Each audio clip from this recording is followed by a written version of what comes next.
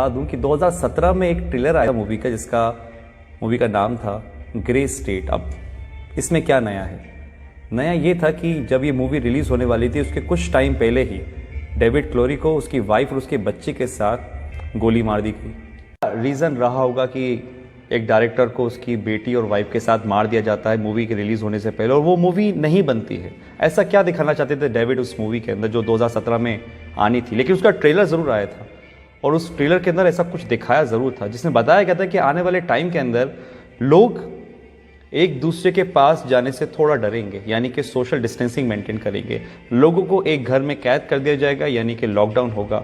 Transport सारी चीज़ें बंद कर दी जाएंगी और कैश बिल्कुल नहीं होगा। उनके बॉडी में एक चिप इंसर्ट की जाएगी, जो जितने भी ट्रांजेक्शन्स होंगे वो सब उस चिप से होंगे। ये तो सिर्फ एक ट्रेलर था जिसमें बताया गया था। बताना तो कुछ और चाहते थे, लेकिन उससे पहले ये मूवी और वो दोनों ही ख़त्म हो गए। 2017 में ही बिल गेट्स ने बोला था कि एक महामारी आने वाली है जिसके लिए हमें तैयार रहना चाहिए। और ठीक 18 अक्टूबर 2019 को बिल गेट्स ने एक मीटिंग में बोला कि अब जो वॉर होगी कंट्रीज़ के बीच में वो मशीन से नहीं होगी, वायरस से होगी। और अभी आप जानते ही बिल गेट्स को लेके क्या कंट्रोवर्सी चल रही है। आपको लग रहा होगा कि दो वीडियो का आपस में क्या कनेक्शन है। कुछ लोग समझ रहे होंगे, कुछ लोगों को समझ में नहीं आ रहा होगा। तो यहाँ पर एक यू टर्न आता है और मैं आपको ले जाता हूँ 1980 में। 1980 के अंदर एक ऑर्गेनाइजेशन बनी जिसका मेन मकसद था इस पूरी दुनिया में एक पावर होना, यानी कि पूरी दुनिया को एक पावर चलाना।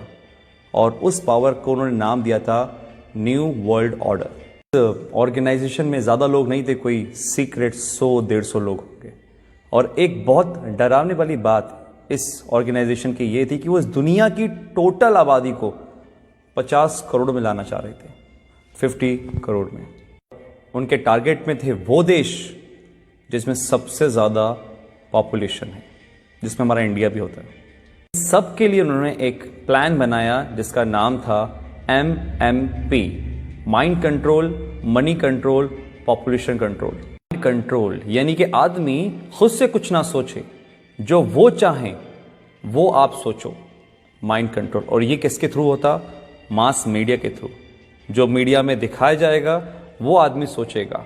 और एक कल्चर ऑफ फेयर, यानी कि एक डर का माहौल बनाना, क्योंकि डर एक ऐसी चीज़ है जो अगर दिमाग में बिठा दी जाए किसी की तो इतनी आसानी से निकलती नहीं है। और वो ऐसा हुआ है। आज बहुत से लोगों का माइंड कंट्रोल करती है मीडिया, जो वो बोलती है वो आप मानते हो। और कल्चर ऑफ फेयर, डर का माहौल, ये तो आपने देख ही रहा है जो आजकल चल रहा है।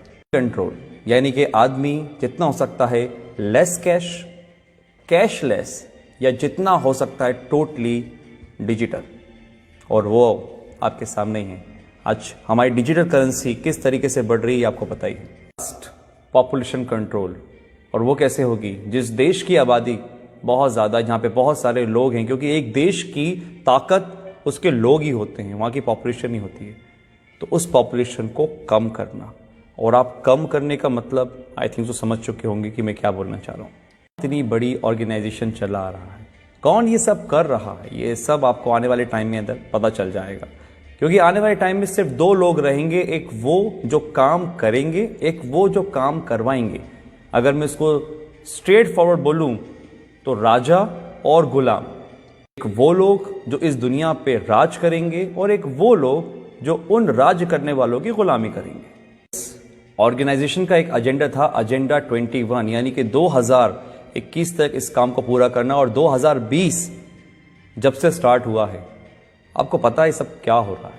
लाखों लोग हैं जो समझ पा रहे हैं इस बातों को, लेकिन करोड़ लोग हैं जो इस बातों को नहीं समझ पा रहे। एजेंडा 21, 2021 तक इन काम को पूरा करना।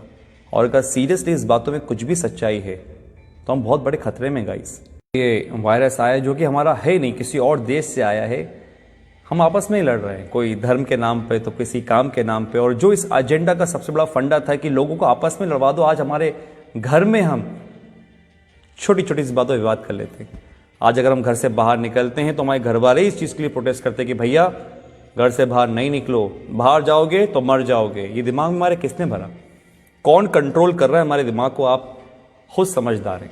बहुत से लोग बोलेंगे कि यार ये तो कुछ कहानी जैसी लग रही है। तो कहानी सही, क्योंकि जो अभी मौजूदा हालात हैं कोरोना से लेकर, ये भी कोई फिल्म की स्टोरी से कम नहीं है, जो बढ़िया से स्क्रिप्ट करी गई है और बहुत अच्छी तरीके से प्ले हो रही है।